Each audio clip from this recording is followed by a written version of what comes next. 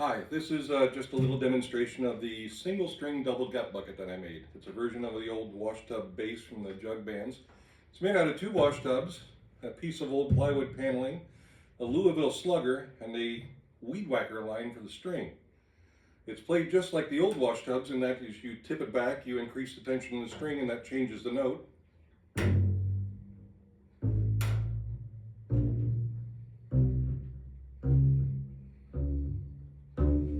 But you can also fret it like a cello and have a little fun with both.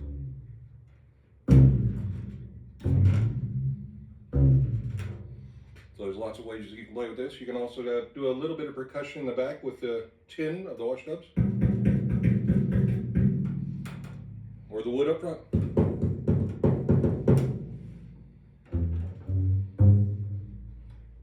Thanks for looking.